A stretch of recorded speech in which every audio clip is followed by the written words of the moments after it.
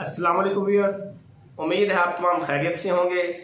आज हम बात करेंगे चाइल्डहुड डिसऑर्डर्स के हवाले से। बच्चों की बहुत सारी बीमारियां, साइकोलॉजिकल डिसऑर्डर्स, ऐसे साइकोलॉजिकल डिसऑर्डर्स, बीमारियां जिसकी वजह से वालिदैन लेके बहुत ज़्यादा परेशान रहते हैं। वो क्या कुछ हो सकती हैं, कौन कौन से मसाइल हो सकती हैं और बच्चों की तरबियत किस तरीके से मुमकिन है। मिसाल के तौर पर मुख्तलिफ तरह के बच्चे उलझनों का शिकार रहते हैं, अपनी सोच ख्याल एहसास को बदलते रहते हैं, गुस्सा वगैरह करके दिखाते हैं और इस तरह की अलामात होती है। जिस तरह से अपोजिशनल डेफिएंट डिसऑर्डर, इसके अंदर बच्चा गुस्सा और जिद्दीपन का मुजाहिरा करता है।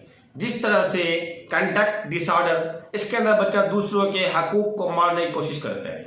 जिस तरह से ADHD, attention deficit hyper active disorder, इसके अंदर बच्चे की तवज्जो एक जगह पे नहीं रुक पाती। यह बहुत सारे ऐसे मसाइल जिसके अंदर बच्चा घर के अंदर दूसरों को तंग करता है, नुकसान पहुंचाता है, उलझन का शिकार होता है, बिस्तर गीला करता है या बार बार वालिदैन को तंग करता है, या बहुत सारे ऐसे मसाइल कि मेहमान आ गए तो उसको किस तरीके से डील करना है बच्चे को नहीं पता। बच्चा उस वक्त के अंदर अपने वालिदैन को भी और मेहमानों की भी नाक में दम करके रखता है।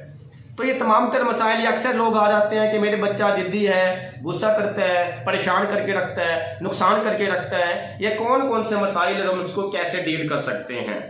बात यह है कि आपके बच्चे की जो ट्रेनिंग है, अगर आप ये समझते हैं कि आपके बच्चे की ट्रेनिंग कुछ दिन के अंदर हो जाएगी और आपका बच्चा ठीक हो जाएगा, तो ऐसा नहीं हुआ करता। बायोलॉजिकल डिसऑर्डर नहीं है कि जिसके अंदर आप लोगों ने एक अच्छे से इंजेक्शन लगा देने हैं, IV सेफ्ट्रियाक्सोन या कुछ भी, और वो बच्चे ने उसकी जो इम्यूनिटी है वो इंक्रीज होकर उठ जाना, ऐसा नहीं हुआ करता। बल्कि जो साइकोलॉजिकली बच्चे की ट्रेनिंग होती है उसके लिए एक बाकायदा टाइम लगता है। यानी कि मैं भी आपको बताने लगा हूँ अकॉर्डिंग डेवलपमेंट कि कितनी उम्र के अंदर बच्चे की जो ट्रेनिंग है वो किस तरह से की जा सकती है। अभी तक आपके अंदर से किसी को भी इस बात का नहीं पता होगा कि जो छोटा बच्चा होता है, 1 साल का, 1.5 साल तक का बच्चा, उसके सामने आप सिर्फ ऊंची आवाज से बोल भी नहीं सकते। अगर आप एक छोटे बच्चे के सामने सिर्फ ऊंचा बोलते हैं, बाकी बात तो बहुत दूर की है कि जिन घरों में फिल्में चलती हैं, जिन घरों के अंदर ऐसी वीडियो चलती हैं जो नहीं चलने की होती है, जिन घरों के अंदर माँ बाप के झगड़े रहते हैं, ये बातें तो बहुत दूर की हैं। अगर आप 1 साल, 1.5 साल तक के बच्चे के आगे आप ऊंची आवाज से बोल भी नहीं सकते। अब ऊंची आवाज से अगर आप बोलते तो होता क्या है, बच्चे छोटे से 2-4 माह, 6 माह की एक मिसाल है, ऊंची आवाज से जैसे ही आप बोलते हैं एकदम से बच्चे का जिस्म कांप जाता है। उस कांपने की वजह से बच्चा उस उलझन के शिकार हो जाता है कि किस चीज की आवाज थी। जब बच्चा काफी ज्यादा सोच विचार करने की कोशिश करता है लेकिन उसके बावजूद ये इस नतीजे तक नहीं पहुंच पाता वो बच्चा, तो उसने मुख्तलिफ तरह के उलझनों का शिकार रहना है। अगर आप बच्चे की क्रिएटिव थिंकर बनाना चाहते हैं, बच्चे को तख्लीककार बनाना चाहते हैं, तो 1 साल से लेकर 1.5 साल तक का जो बच्चा है, 2-3-4 महीने, 1 साल, मिनिमम 1 साल, तो उस वक्त के बच्चे के सामने आप ऊंचा भी नहीं बोल सकते। अब हम आते हैं 1 साल के बाद का बच्चा या 1.5 साल के बाद का बच्चा आगे निकलता है, तो उसके बाद क्या करते हैं। अब उसके बाद होता यह है कि बच्चे की फितरी तौर पे सलाहियत है या बच्चे की फितरी मेंटल टेंडेंसी है कि वो चीज़ों की तरफ जाता है। बेटा बाप के साथ, बेटी माँ के साथ मुख्तलिफ चीज़ के अंदर, हर चीज़ के अंदर पहल करने की कोशिश करता है, हर चीज़ की तरफ जाने की कोशिश करता है। उस दौरान जितना ज़्यादा हम बच्चे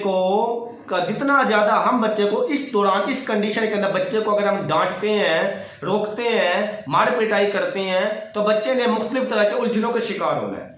ऐसी कंडीशन के अंदर बच्चा 2 साल, 3 साल, 4 साल का है, तो उस सूरत हाल के अंदर बच्चे की मार पिटाई नहीं करनी। अब आपका सवाल ये होना चाहिए कि मार पिटाई नहीं करनी तो बच्चा ठीक कैसे हो सकता है। मार पिटाई अगर करनी है तो उसका भी मैं अभी तरीका बताने लगा हूँ। अव्वल तो कोशिश करें कि आप इतने छोटे बच्चे की 2-3 साल, 1 साल तक के बच्चे के सामने तो आप बोल भी नहीं सकते ना, मैंने पहले क्लियर कर दिया।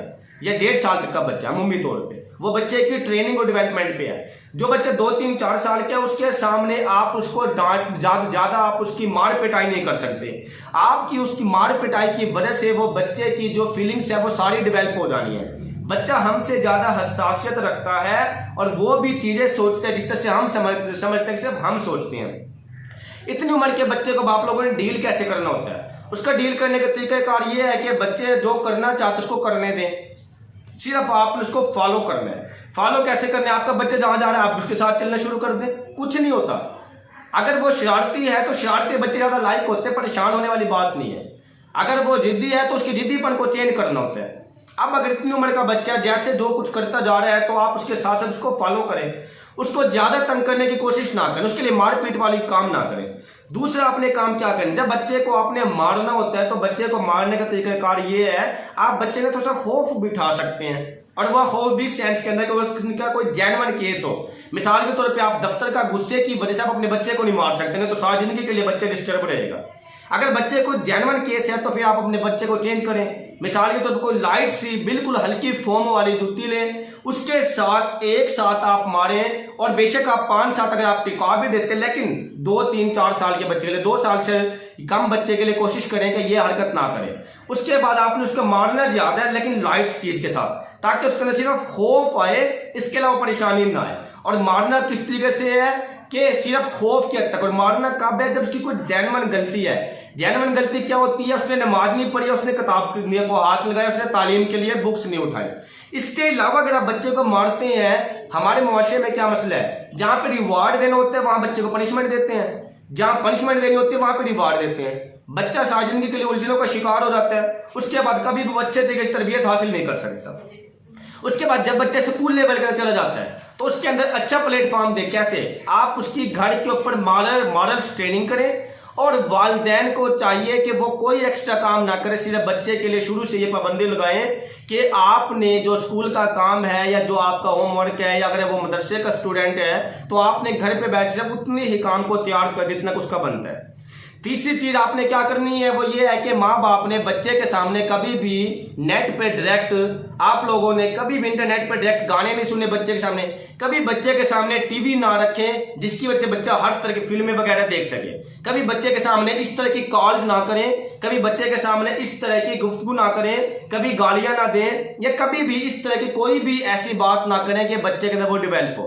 उसके बाद ये तरबियत आपने चलानी है इसी तरतीब से मैक्सिमम बच्चे के 8वीं क्लास तक, 8th ग्रेड तक। जब बच्चा 9th के अंदर आ जाता है फिर सारा फोकस कर दें। सारे फोकस से क्या मुराद है, 9th 10th की डिग्री दिलवाएं उसको, और उस वक्त आप उसकी बाउंड्री फिक्स कर दें। बाउंड्री फिक्स करने से मुराद ये है कि बच्चे स्कूल के बाद अकेडमी के बाद उसने अगर किसी मस्जिद में जाना है वहां, और उसके बाद उसकी जल्दी सोने की रूटीन और अपनी भी जल्दी सोने की रूटीन रखें ताकि बच्चा आपको देख के सीखे।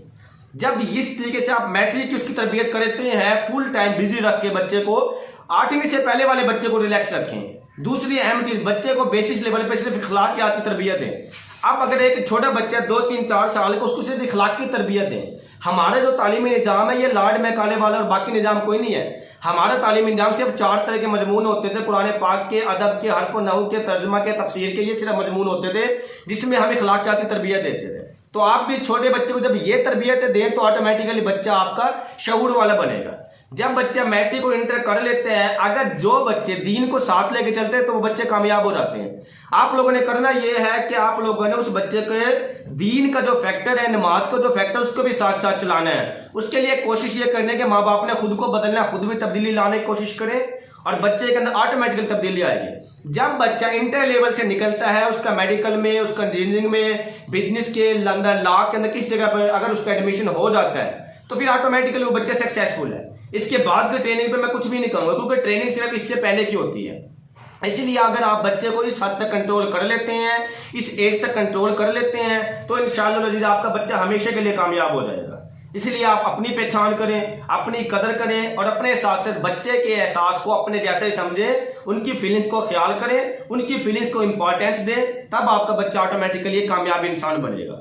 मुझे उम्मीद है कि ये वीडियो आपको पसंद आई होगी। शुक्रिया, वस्सलाम।